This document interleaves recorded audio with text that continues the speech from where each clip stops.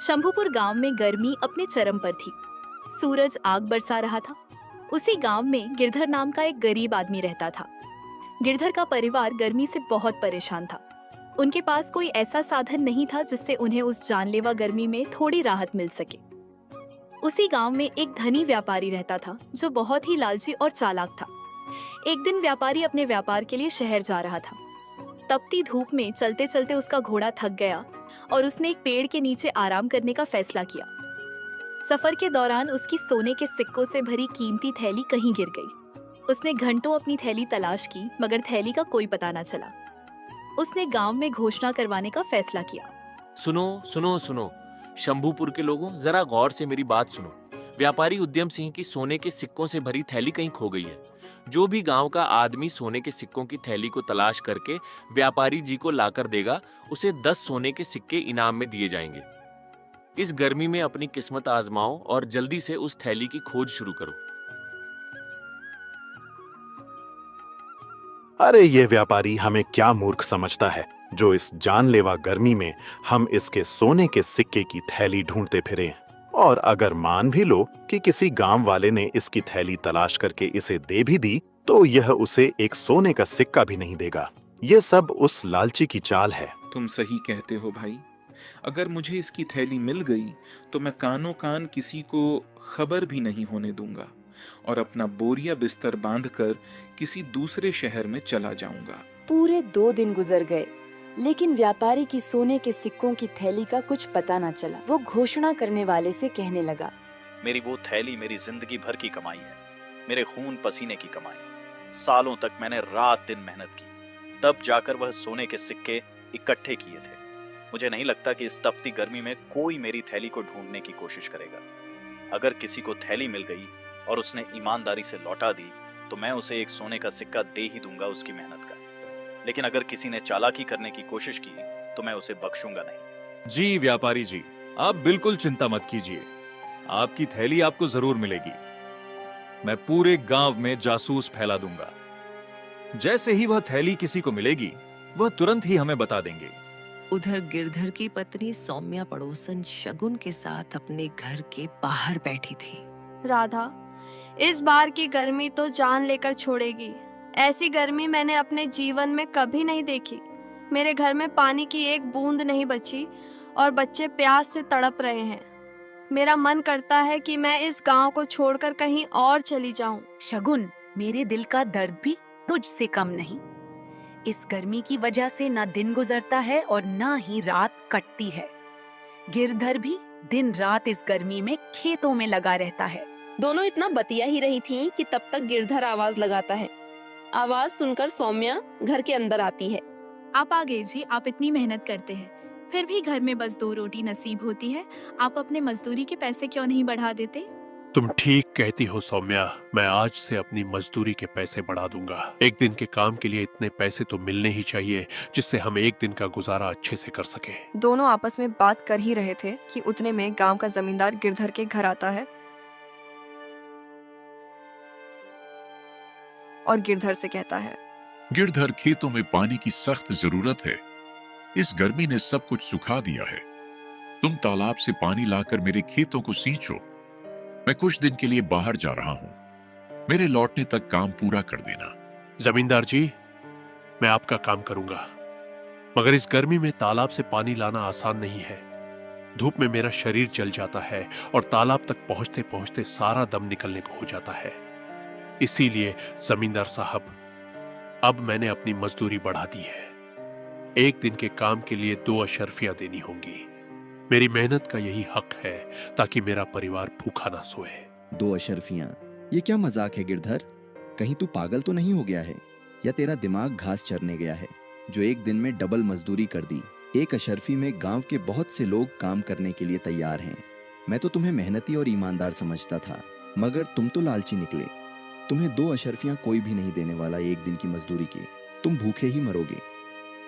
जमींदार ताने मारकर चला जाता है। गिरधर उदास होकर सौम्या से कहता है, सौम्या, देखा तुमने, इस गर्मी में हमारा पसीना बहाना इनके लिए पानी से भी सस्ता है। जमींदार को मेरी मेहनत की कीमत सुनते ही गुस्सा आ गया। मैं दिन रात जलता हूं, फिर भी मेरी मेहनत का कोई मोल नहीं। कभी कभी लगता है इस गांव में मेरी ईमानदारी ही मेरी सबसे बड़ी कमजोरी है। गिरधर, आपकी ईमानदारी कमजोरी नहीं, आपकी ताकत है। इस गर्मी में आपकी हालत देखकर मेरा मन टूट जाता है। आप बिल्कुल भी चिंता मत करो, मैं आपके साथ हूँ। सौम्या, तुम्हारा साथ ही मेरा हौसला है। अब से 2 अशर्फियां ही लूंगा, चाहे कोई काम कराए या ना कराए। इतना कहकर गिरधर तपती धूप में काम की तलाश में निकल पड़ता है। रास्ते में कुएं के पास उसकी नजर एक चमकती थैली पर पड़ती है। वो उसे उठाता है और देखता है कि उसमें सोने के सिक्के भरे हुए हैं। सिक्के देखकर गिरधर का दिल जोर जोर से धड़कने लगता है। फिर वो सोचने लगता है, ये सिक्के किसकी जिंदगी की कमाई है? इस गर्मी में इसे खोने वाला कितना बेचैन होगा। अगर मैं इसे रख लूं तो शायद हमारी गरीबी मिट जाए, मगर मेरे मन का सुकून हमेशा के लिए चला जाएगा। ईमानदारी मेरा सबसे बड़ा गहना है और इसे मैं किसी कीमत पर नहीं बेचूंगा। मुझे यह थैली इसके मालिक तक पहुंचानी होगी। फिर गिरधर सोने के सिक्कों की थैली लेकर अपने घर पहुंच जाता है। सौम्या देखती है कि गिरधर कुछ परेशान है तो वो उससे पूछती है, क्या हुआ जी? आप तो काम ढूंढने गए थे, तो फिर इतनी जल्दी क्यों लौट आए? इस गर्मी ने तुम्हें और कमजोर कर दिया है या कोई और बात है? मेरा दिल बेचैन हो रहा है, बताओ ना। सौम्या, गर्मी ने नहीं बल्कि मेरे मन ने मुझे बेचैन कर रखा है। रास्ते में मुझे ये सोने के सिक्कों से भरी थैली मिली है। ये किसी की जिंदगी भर की मेहनत की कमाई है।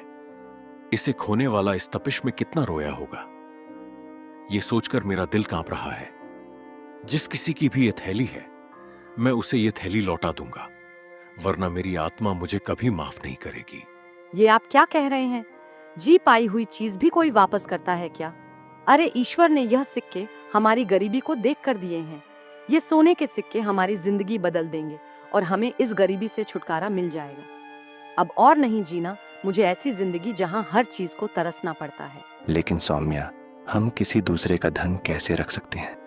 पता नहीं उस आदमी ने यह सोने के सिक्के किस काम के लिए रखे हों। क्या पता वो अपनी बेटी की शादी का सामान लेने जा रहा हो और यह सिक्के की थैली उसकी जेब से निकलकर गिर गई हो। सौम्या, कुछ भी हो सकता है, इसीलिए मेरा दिल नहीं मानता कि मैं इन सिक्कों को अपने पास रख लूं। अगर तुम यह थैली उस आदमी को लौटाना चाहते हो तो लौटा दो, लेकिन मेरी एक शर्त है। अगर 7 दिन के अंदर तुम्हें पता चल जाता है कि यह सिक्के किसके हैं तो तुम उसे लौटा देना। अगर 7 दिन के अंदर पता नहीं चलता है तो फिर इन सिक्कों पर हमारा अधिकार हो जाएगा। ठीक है सौम्या, मैं 7 दिन तक इंतजार करूंगा। अगर इन सिक्कों के मालिक का पता चल जाता है तो मैं यह सिक्के उसे लौटा दूंगा। अगर पता नहीं चला तो जैसा तुम चाहो इन सिक्कों का इस्तेमाल कर सकती हो। अपनी पत्नी के कहने पर गिरधर 7 दिन तक इंतजार करने लगता है। उधर कोई भी गांव वाला व्यापारी की थैली तलाश करके उसके पास नहीं जाता। इससे व्यापारी बहुत परेशान होता है। फिर वह घोषणा करने वाले को बुलाता है और उससे कहता है, यह क्या तमाशा है? क्या तुमने गांव में ढंग से घोषणा नहीं की? इस गर्मी में मेरी थैली कोई क्यों नहीं लौटाने आया? या किसी ने तलाश करने की कोशिश ही नहीं की? या फिर वह थैली किसी को मिल गई है और वह लौटाना नहीं चाहता है? वह सोने के सिक्कों की थैली मुझे हर हाल में चाहिए। अगर वह थैली नहीं मिली तो मैं बर्बाद हो जाऊंगा। व्यापारी जी, मैंने तो इस तपिश में भी गांव के हर कोने में ढिंढोरा पीट दिया था। मैंने कहा था कि थैली लौटाने वाले को 10 सोने के सिक्के इनाम में मिलेंगे। अब तक तो किसी न किसी को आ जाना चाहिए था। तुम एक काम करो, इस बार दोबारा घोषणा करो। लेकिन व्यापारी जी, अगर आप आधे सिक्के इनाम में दे दोगे तो आपके पास क्या बचेगा? आपका तो उसमें कोई फायदा नहीं होगा। फायदा होगा। एक बार कोई सिक्के लेकर आए तो सही, मैं उस पर चोरी का इल्जाम लगाकर उसे एक सिक्का भी नहीं दूंगा। व्यापारी जी, आपके शातिर दिमाग की जितनी तारीफ करें उतनी कम है और किसी को कुछ देना भी नहीं पड़ेगा। अब तुम ज्यादा देर मत लगाओ, जल्दी से गांव में घोषणा कर दो कि सिक्के वापस करने वाले को आधे सिक्के मिलेंगे। व्यापारी के कहने पर वो आदमी घोषणा करने निकल पड़ता है। सुनो सुनो सुनो, शंभूपुर के लोगों, मेरी बात कान खोलकर सुनो। व्यापारी जी के सोने के सिक्कों की थैली कहीं खो गई है। जो भी थैली को तलाश करके व्यापारी जी को लौटाएगा उसे 10 नहीं बल्कि आधे सोने के सिक्के मिलेंगे। ये मौका बार बार नहीं आता है। इस गर्मी में जल्दी अपनी किस्मत आजमाओ और थैली को ढूंढकर व्यापारी जी को लौटा दो। उसके बाद तुम मालामाल हो जाओगे। घोषणा करने वाले की आवाज गिरधर के कानों तक भी पहुंच जाती है। सौम्या, ये सोने के सिक्कों की थैली हमारे गांव के व्यापारी की है। उसने घोषणा करवाई है कि जो भी गांव वाला उसको थैली वापस करेगा, व्यापारी उसे आधे सोने के सिक्के देगा। झूठ, बिल्कुल झूठ। वो व्यापारी कभी ऐसा नहीं करेगा। वो लालची है, वो अपने आधे सोने के सिक्के भी किसी को दे दे, ये वो कभी नहीं करेगा। ये सब उसकी चाल है। उसने गांव के बहुत से लोगों को धोखा दिया है। तो मैं क्या करूं सौम्या? यह थैली व्यापारी को नहीं लौटाऊं। अगर व्यापारी को भनक भी पड़ गई तो वह हमसे थैली भी छीन कर ले जाएगा और हमारे साथ बदतमीजी भी अलग से करेगा। इसीलिए भलाई इसी में है कि मैं उसकी थैली लौटा देता हूं। अब चाहे वह मुझे मेरा इनाम दे या ना दे। ठीक है, जैसा तुम्हें अच्छा लगे वैसा करो। गिरधर थैली लेकर व्यापारी के पास पहुंच जाता है। जब व्यापारी गिरधर के हाथ में अपने सोने के सिक्कों की थैली देखता है तो उसकी खुशी का कोई ठिकाना नहीं रहता। व्यापारी जी, मेरा नाम गिरधर है। ये आपकी सोने के सिक्कों की थैली मुझे कुएं के पास मिली थी। मैं इसे आपको लौटाने आया हूं। यह लीजिए अपनी अमानत। मैंने तो मान लिया था कि अब मुझे मेरी थैली नहीं मिलेगी और मैं बर्बाद हो जाऊंगा, लेकिन तुमने मेरी थैली लौटाकर मेरा व्यापार बचा लिया। कल मेरे व्यापार का सामान आने वाला है। व्यापारी यह कह ही रहा था कि वो सोचने लगा, अभी यह गिरधर मुझसे अपना इनाम मांगेगा, लेकिन मैं इसे ऐसा सबक सिखाऊंगा कि यह अपना इनाम मांगना भूल जाएगा। यह सोचकर व्यापारी सोने के सिक्के गिनने लगता है। फिर गिरधर से कहता है,